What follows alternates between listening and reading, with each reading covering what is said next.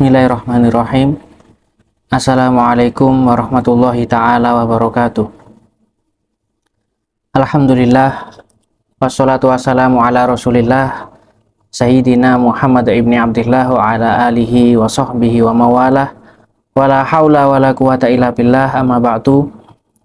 Para pemirsa, para pengikut, para pecinta YouTube MZT Malang Raya, alhamdulillah kita masih diberikan kesempatan oleh Allah Subhanahu wa Ta'ala untuk melanjutkan pembahasan kita, pembelajaran kita di dalam permasalahan yang berhubungan dengan jenazah, yang mana telah kita bahas sebelumnya di dalam tata cara memandikan jenazah, kemudian mensolati, kemudian mengkafani, dan lain sebagainya. Alhamdulillah kita masih bisa melanjutkan pembahasan kita di kali ini, yang mana kita sampai di dalam pembahasan dafn, yaitu menguburkan jenazah setelah semua selesai yang telah kita bahas dan dilakukan ketika jenazah tersebut sudah menjalankan apa saja yang telah diwajibkan oleh orang yang masih hidup untuk melakukan hal-hal yang telah kita bahas tadi itu, sehingga sampainya kita ini di dalam pembahasan dafn, yaitu menguburkan jenazah tersebut, yang mana pasti dijelaskan bagaimana di sini kuburan yang sesuai dengan syariat kita di dalam syariat Islam, yang disyaratkan sehingga benar-benar kita menjalankan kewajiban tersebut sesuai dengan ajaran Rasulullah Shallallahu Alaihi Wasallam sebagaimana yang dianjurkan oleh para ulama,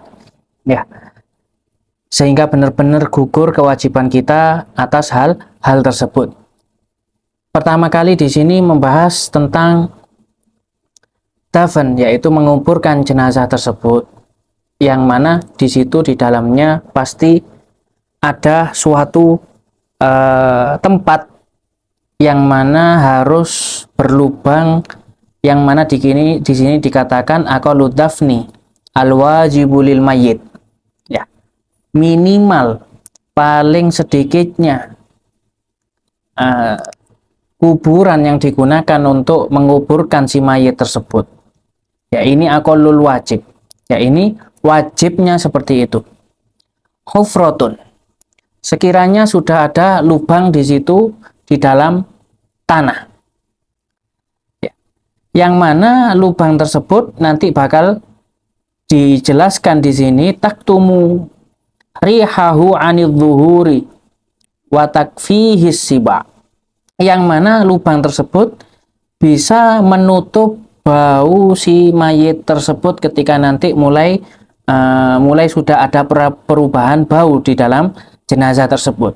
Wa takfihi minas siba, juga lubang yang mana ketika ditutup nanti itu bisa menjaga jenazah tersebut untuk dimangsa atau digali oleh hewan yang biasanya memakan daging, memakan bahkan bangkai. Maka ketika kuburan yang seperti ini sudah memenuhi kriteria syarat wajibnya seseorang itu sudah dikuburkan di dalam tempat tersebut. Sekiranya baunya tidak tercium, kemudian hewan buas tidak sampai bisa menggali dan memakan jenazah tersebut, maka hal tersebut sudah dikatakan cukup dan kita sudah melaksanakan kewajiban yang diwajibkan atas kita seseorang yang hidup. Kemudian disebutkan permasalahan di sini. Seandainya seseorang itu merawat jenazah kemudian tanpa menguburkan si mayit, entah cuma ditaruh atau mungkin supaya baunya tidak sampai keluar, akhirnya dibuatkan bangunan yang tertutup sampai tidak mungkin bau itu keluar, atau mungkin akhirnya juga dari bangunan tersebut gak bisa dimangsa oleh hewan buas, maka di sini dikatakan tidak cukup, tidak cukup, harus benar-benar dikubur, ya, dengan minimal wajibnya yang tadi telah kita bahas.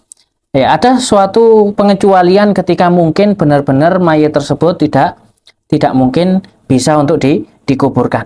Ya, bahkan di sini dikatakan seandainya seseorang itu meninggal dan jenazahnya tersebut di tengah-tengah laut. Ya, selama masih memungkinkan bagi orang yang hidup di situ untuk membawa jenazahnya ke pantai kemudian dikuburkan di tepi pantai tersebut, maka ini wajib. Ya, kalau tidak memungkinkan, kemudian di sini dibahas katanya, maka jenazah tersebut ya tidak memungkinkan untuk orang yang hidup tersebut untuk berlabuh ke pantai. Maka tata cara di sini dibahas bahwasannya mayat tersebut ditaruh di atas kayu, kemudian diikat sekiranya jenazah tersebut tidak sampai keluar atau tercebur di air, ya, sehingga bisa terbawa ke pesisir atau ke pantai. Ketika seseorang ada yang menemukannya, maka seseorang tersebut wajib untuk menguburkan mayat tersebut. Baru kemudian ketika hal-hal yang tadi, kemudian yang kedua juga ini tidak memungkinkan, maka di sini dikatakan maka mayat tersebut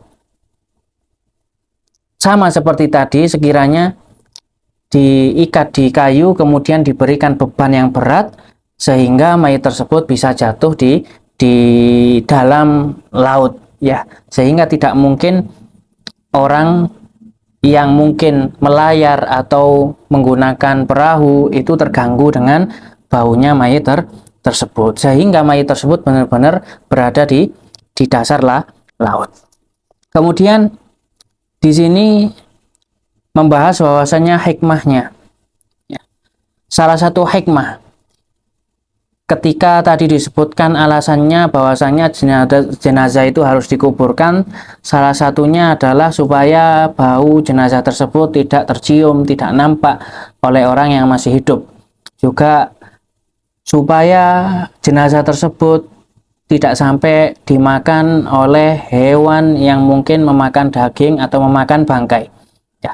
Hikmah dari hal tersebut tidak lain dan tidak bukan, ini semua hanya untuk memuliakan jenazah tersebut sebagai seorang manusia, ya, sehingga benar-benar dirawat, benar-benar dijaga dari hal-hal yang mungkin bahkan hal seperti ini bisa dikatakan intihakun lil hurmah, bisa merusak atau menghancurkan harga diri manusia sehingga menghinakannya, ya. Akhirnya datanglah syariat Islam dengan memberikan tata cara kaifiyah kepada kita untuk benar-benar memuliakan manusia, entah itu ketika masih hidup juga ketika dia sudah menjadi jenazah, ya.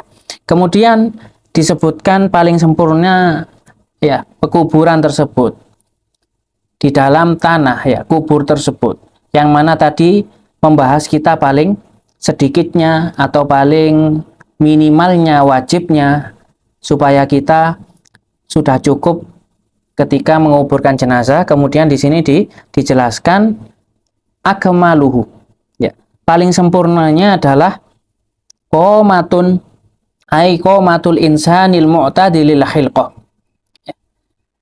Sempurnanya kuburan, lubang yang dijadikan kuburan untuk jenazah tersebut itu adalah sedalam manusia itu berdiri. Sedalam manusia itu berdiri, tapi diukur umumnya manusia yang mana dia ini tidak terlalu tinggi juga tidak terlalu pendek. Wabastuhu kemudian ditambahi dengan satu lambaian tangan ke atas. Ya, ini kuburan tanah yang digali untuk jenazah tersebut, tata cara yang paling sempurna yang dijelaskan oleh para ulama. Ya, tidak lain dan tidak bukan, ini juga berdasarkan hadisnya Rasulullah Shallallahu Alaihi Wasallam yang diriwayatkan oleh salah satu sahabat yang bernama Ibnul Mundir dari Sayyidina Umar radhiyallahu anhu. Ya. Kemudian yuwassa'u lahu fi janibaik al-qabr.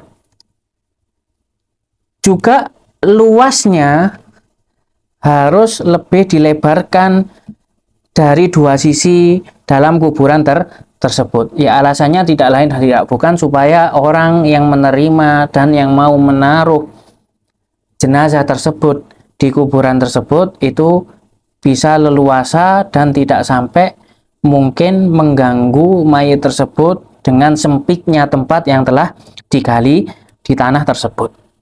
Ya, tidak lain ini juga berdasarkan hadisnya Rasulullah Shallallahu Alaihi Wasallam yang mana beliau bersabda, ihfaru wa ausi'u wa aqmiku. Ya, buatlah untuk jenazah itu hufroh, lubang, kemudian luaskan, kemudian juga lebih dalam untuk membuat pekuburan tersebut. Nah, hadis yang hasanun sahih diriwayatkan oleh para banyak ulama. Ya, yang mana di sini ketika sudah membahas pekuburan tersebut, ya, ada dua macam lubang di dalam kuburan yang mana ini dijelaskan oleh para ulama. Yang pertama adalah lahat, yang kedua adalah asyak. Ya, syak. Ya. Yang mana lahat ini adalah sebagaimana yang telah kita ketahui di dalam umumnya masyarakat di Indonesia ini, ketika seseorang menggali tanah kuburan untuk jenazah, maka tanah yang menghadap kiblat itu diberikan rongga. Ya, diberikan rongga supaya mayat itu nanti agak dimasukkan di dalam rongga tersebut. Ya, ini lebih afdol ketika tanah seperti tanah yang kita punya di dalam negara Indonesia ini, ya, yaitu tanah yang padat, ya, tanah yang padat. Tata cara yang kedua yaitu asyak, yang mana asyak ini adalah membuat seakan-akan parit, ya, seakan-akan lubang di tengah-tengah, ya, sehingga nanti mayit ditaruh di situ, bukan lubang yang berada di pinggir yang menghadap arah kiblat, enggak, ya, itu namanya lahat. Tapi kalau syak itu lubangnya berada di tengah-tengah.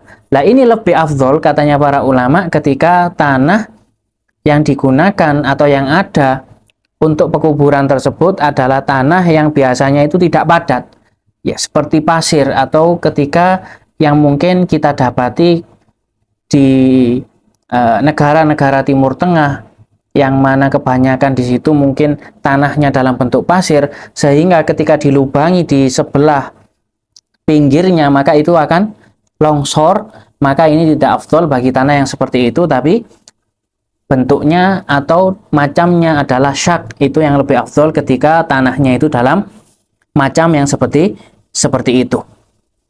Kemudian setelah sudah jadi, tata cara ini sudah selesai, tata cara membuat hufroh atau lubang untuk pekuburan jenazah tersebut, maka yang selanjutnya adalah tinggallah jenazah tersebut dibawa ke pekuburan.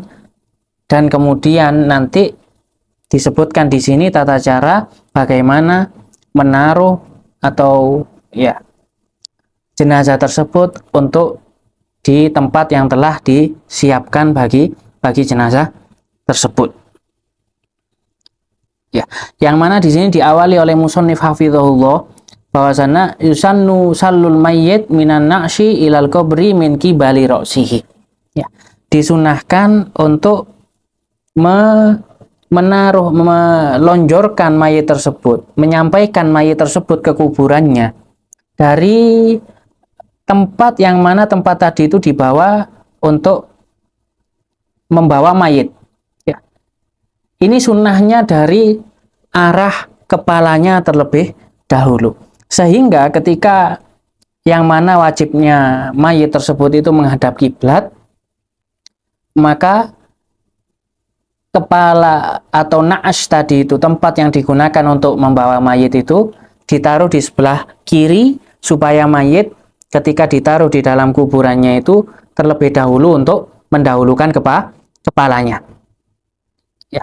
Di sini salah satu alasannya juga supaya lebih memudahkan orang yang menerima dan memberikan itu untuk menaruh jenazah tersebut di dalam kuburan tersebut, sehingga langsung dari kepalanya kemudian menerimanya, sehingga langsung searah dihadapkan dengan arah kiblat ketika sudah menerima mayit tersebut. Yang mana di sini dikatakan bahwasanya boleh orang yang menerima atau menerima mayit dari atas tadi, kemudian di bawahnya, kemudian yang di atasnya juga yang melonjorkan itu laki-laki atau perempuan, akan tetapi di sini ketika ada laki-laki itu lebih afdol. Laki-laki itu lebih afdol. Kemudian di sini dijelaskan sunnah, salah satu sunnahnya ketika mayit sudah berada di bawah tanah. Ketika mayit sudah berada di bawah tanah, di sini dikatakan khadduhu ala turabi huttohu. Sunnahnya itu adalah pipinya itu langsung ditaruh di atas tanah, ya, langsung ditaruh di atas tanah. Juga disunahkan di sini untuk ditaruh di situ labina, ya, seperti gumpalan dari tanah yang mungkin dibuat untuk mengganjal, ya. Seandainya ditaruh seperti bantal, maka di sini dikatakan bahkan makruh, ya, bahkan makruh, tidak disunahkan, ya, tidak disunahkan. Yang sunnah yaitu tetap hal yang mungkin tidak ada unsur dunia, yaitu menggunakan tanah yang dibentuk tadi itu. Wa ila kiblatina wajhihu, kemudian diarahkan ke arah kiblat, ya.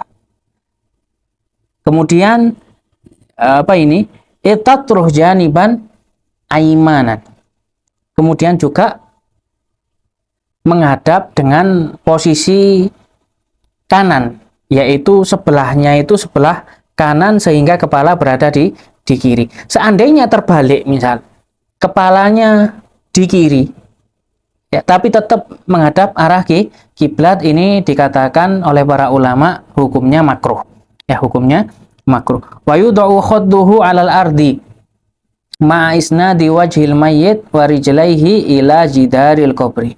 Ya, kemudian, ya, setelah menaruh mayit tersebut di kuburan, kemudian dianjurkan di sini untuk menyandarkan mayit tersebut kepada dindingnya kuburan yang menghadap kiblat tadi itu, supaya tidak sampai mungkin terbalik atau terlentang. Juga di sini dianjurkan untuk menaruh di punggungnya itu seperti ganjal, entah dari tanah yang dibuat atau dari batu. Ya, alasannya sama seperti tadi, supaya mayit tersebut itu tidak sampai menjadi berbalik atau berbaring, ya, atau mungkin sebaliknya akhirnya tengkurap, ya, akhirnya dipepetkan ke arah temboknya kuburan yang menghadap kiblat itu, kemudian di belakangnya, di punggungnya itu diganjal dengan batu atau semisalnya atau dengan tanah, ya.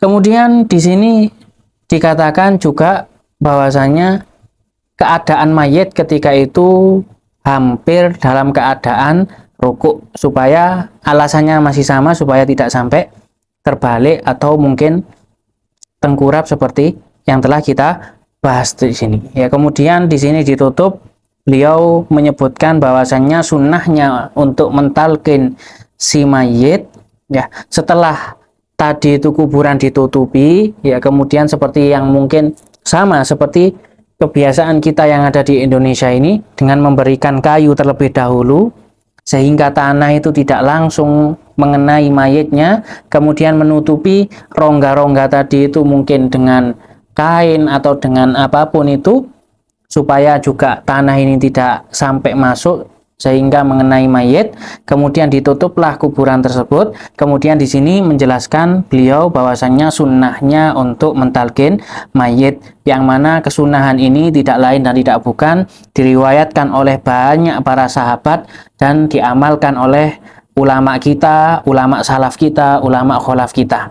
Ya, sehingga ini menjadi kesunahan yang seharusnya juga kita lakukan ketika ada seseorang jenazah atau seseorang yang meninggal dunia. Kemudian juga disebutkan di sini wa yustahabbul adzanu fil qabri, disunahkan untuk adzan di dalam kuburan tersebut ketika mayit baru ditaruh di tanah. Wa kadza qiraatul Qur'anu alaihi, juga disunahkan untuk membaca Al-Qur'an atas si mayit tersebut, entah ketika di kuburan tersebut atau nanti ketika sudah dari kuburan tersebut. Tidak lain dan tidak bukan adalah karena mayit di sini tidak ada yang lebih dibutuhkan oleh mayit tersebut kecuali pahala atau kiriman pahala dari orang-orang yang masih hidup. Mungkin sekian atau sedikit yang kita bahas di dalam pembahasan menguburkan jenazah tersebut. Semoga menjadi manfaat bagi kita semua. Wallahul musta'an wa alaihi tuklan. Wassalamualaikum warahmatullahi taala wabarakatuh.